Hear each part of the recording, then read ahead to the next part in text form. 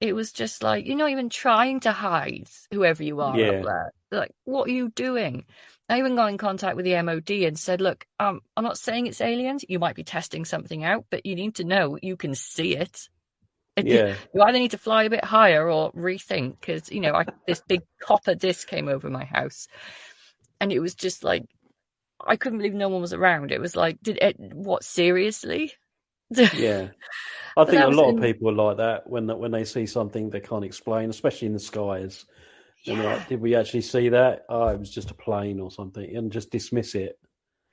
Well, I couldn't even, I mean, I was trying to think, because we did a lot of, we've only done one UFO episode, but we're going to be revisiting it so many times, because I went into the archives, where they've released all the MOD files, and I thought, I'll Yeah. just pick a few Essex ones out. I got through 1963, and I haven't even touched the rest of it. I got 1 month out, and that was enough for an episode.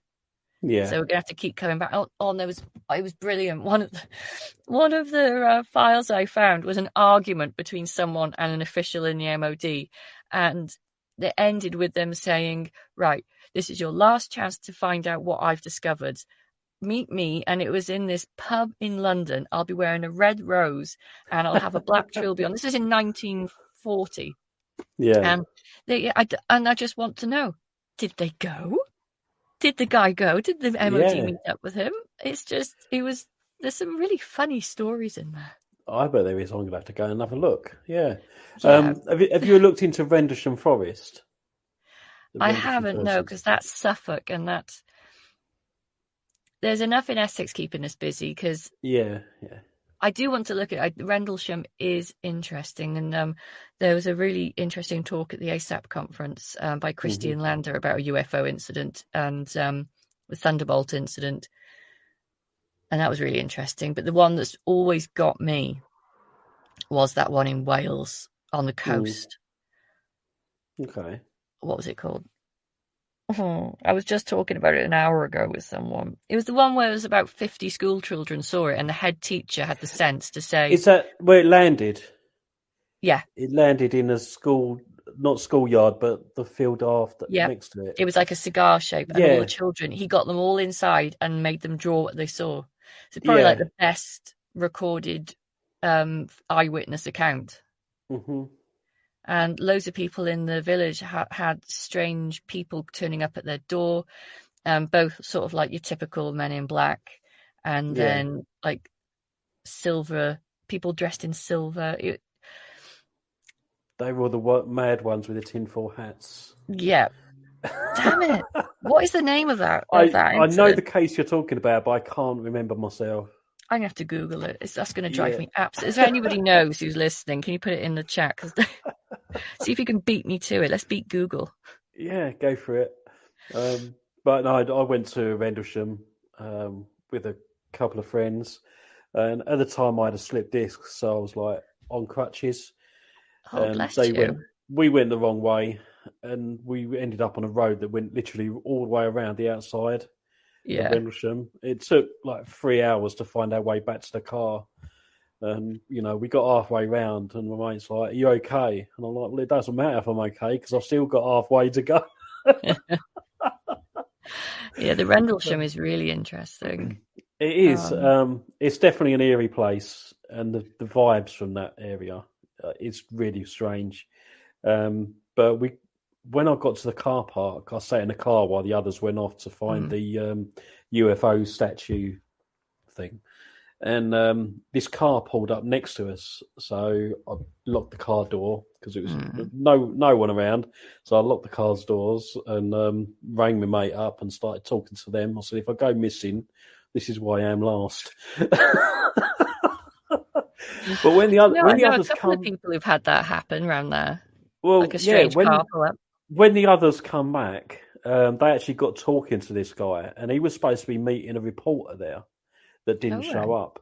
And apparently, it turns out he was an ex-worker at the military base there, and he had a really strange experience with a cryptoid in the forest. Ooh. And he described it like almost like a monkey type thing, and it was like a little chimpanzee type height.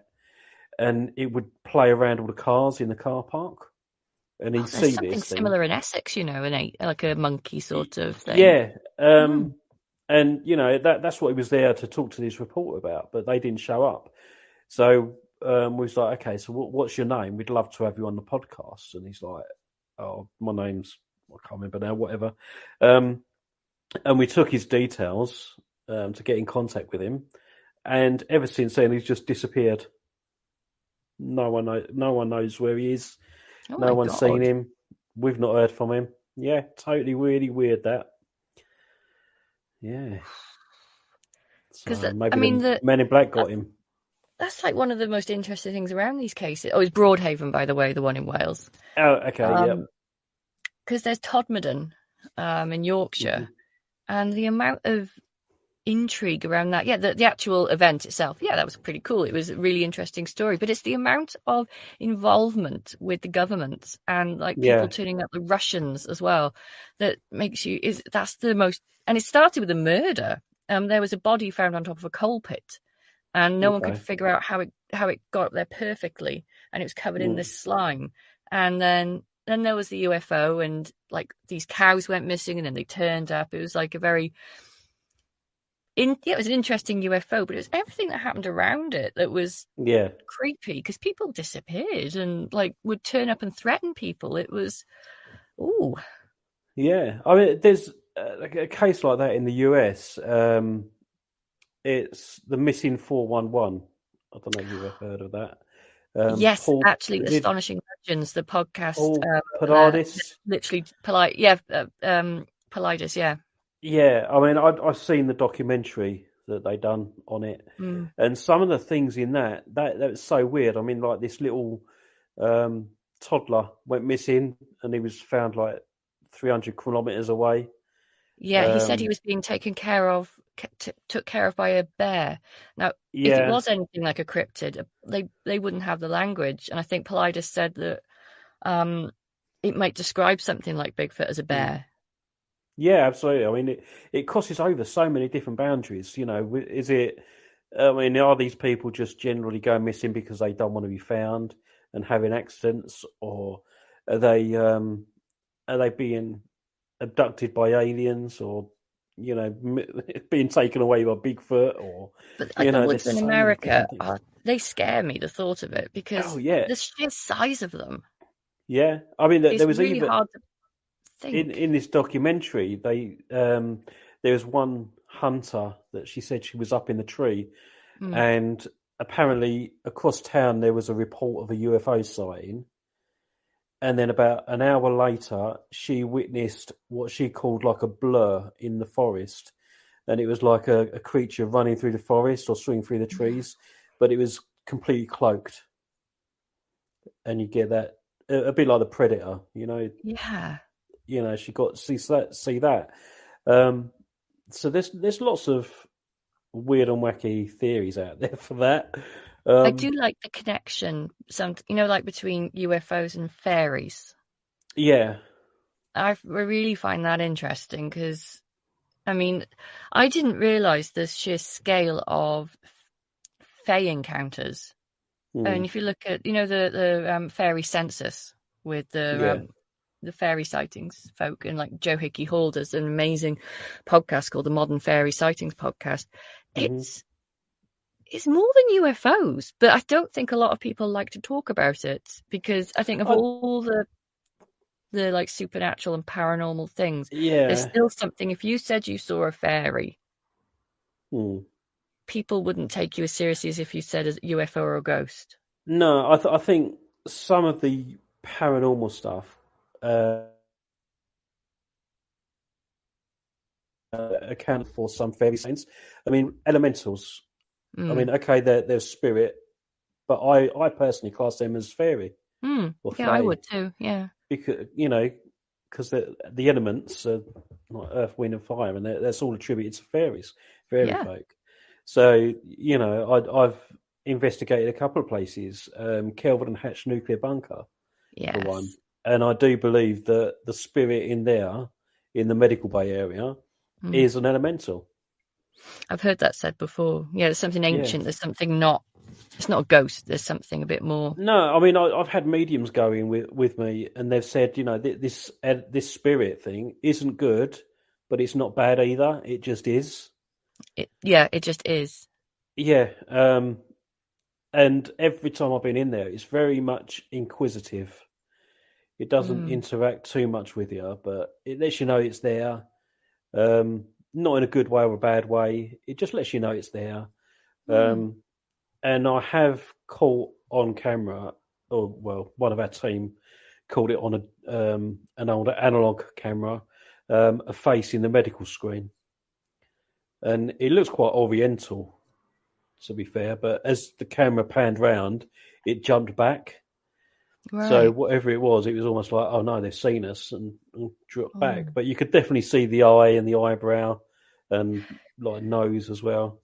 If That I was tell you strange. an encounter I had with a fae, promise not to laugh. No, go on. I might laugh. uh, no, I know, but we will. If I'm going to laugh telling it because it sounds Okay. so ridiculous. No, go for it. Um, I was I was cooking in the kitchen, and our kitchen, the cooker's like in front of you, and then on your right there's the door to the garden. And I often Mm, have it open because it gets hot. And yeah. there's a really nice view down across the village. And right outside the door, I've got like a little herb garden. Yeah. Because it's easy, just take your hand out, get the herbs Yeah. Yeah. straight in the pot. And I was cooking one night, and I was sort of like I was in a world of my own, and I started hearing this like scuffling noise. Okay. And I was like, oh, what's that? Is it a cat? And then I started hearing this like grumbling, like, oh. Hmm. And I was like, okay, maybe a hedgehog because they make those noises, don't they? Yeah. And I went outside. I popped my head around this corner, and there was this thing, bold as you like, stood there, and it looked at me and ran off, swearing under its breath. And it had a hat. It was like a hat on, and it was the shape of a potato. Okay. Like, imagine if there was a Mr. Potato Head in your garden, and it ran off, and it didn't have 4 feet. There's a certain gait to a two-legged creature, isn't there? And Yeah. it Yeah. ran off down the garden, and I was just stood there again, like when I saw the UFO, like that looked like a gnome. Yeah. And then ever since I saw it, because it sounded pissed off that I saw it. I mean, it was Yeah. like proper angry that I saw it. I'm sure I heard it go, for fuck's sake. Oh, excellent. And ever since then, I had the worst luck. I started having stones apport and land on my head in the middle of, like, sat on the sofa watching telly. A stone would hit my head, or Okay. like some sweets that weren't anywhere near, like things that I knew were in the house but weren't anywhere near, would Yeah. suddenly like land on my head. Hmm. And things went missing, not just the usual, like, oh, I put them somewhere. Things went totally missing, and everyone laughs at me. It was my husband's birthday, and we had a barbecue, and I took the Tesco delivery order in the morning. I know for a fact there were bloody potatoes in this order. There Yeah. was like 2 bags of potatoes. So I was going to make a potato salad, and when it came to cooking them, I couldn't find them anywhere. Couldn't find them. I even looked, because sometimes you put things in daft places. I even checked Yeah. the daft places. They had gone, and everybody was like saying, "What have you done with them, Beth?" And I was like, "It's the bloody gnome! I swear, it's Yeah. dogging my steps." It's taken them And back to the end of the garden. maybe, Yeah. and it disappeared recently. We have someone come in to help in the garden. Because it sounds posh to say we have a gardener. He Yeah. comes now and again to like help us like clear stuff up. Yeah. And I asked him to, because we had some brambles and nettles by the front, and I said, "Oh, could you clear all that out?" And he went for it, bless him. He is such a hard worker. But I forgot to say, don't pull up that hawthorn, because I'm quite Yeah. suspicious about things like that. And I was actually asking Icy and Joe, and I think Morgan Daimler, like, Hmm. what I need to move this hawthorn. It's going to grow in a place, and I need access, because now and again I might have to use a wheelchair because of my condition, and I've got the pram. Yeah. And they were giving me all this advice on like how to placate potential fae. And I came back from work and he'd ripped it up. And I was like, oh my God, the thing's already pissed off at me. It's Yeah. going to